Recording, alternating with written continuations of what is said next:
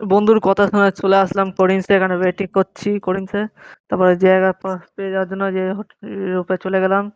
তো যে জায়গা পেয়ে এখানে স্টার্টার খাওয়া শুরু হয়ে গেল। স্টার্টার দেখতে কত কি ছিল, এতে আমার অর্ধেক পেট। ফিশ ফ্রাই থেকে শুরু করে বেবিকর্ন, চিকেন, ফিশের 3-4টে আইটেম ছিল। তারপর এটা খাবো এখন। এখন খেয়ে থাকি। দেখতে পাচ্ছ কত কিছু ছিল স্টার্টার্সে। এটাতেই আমার অর্ধেক পেট ভরে গেছিলো, এত কিছু।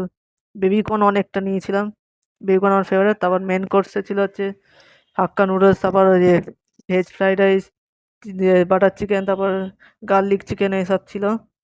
এটা আমি এখন খাই। তারপর ডেজার্টে ছিল হচ্ছে ফিরনি, দেখতে পাচ্ছ ফিরনিটা।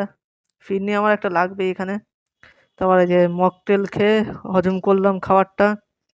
হজম করার পরে বিল দিয়ে দিলাম। বিল হয়েছে মাত্র 2400 টাকা জিএসটি নিয়ে। মকটেলের দাম মাত্র ছিল 59 থেকে শুরু হচ্ছিল মকটেল। তারপর আর ছাড়া যায় কি মকটেলটা, ওই জন্য নিয়ে নিলাম। নিয়ে টোটাল বিল হয়েছে আমাদের 2400 টাকা। আমি বিল পেমেন্ট করি। তোমরা আরও ব্লগের জন্য সাবস্ক্রাইব করে দাও চ্যানেলটাকে।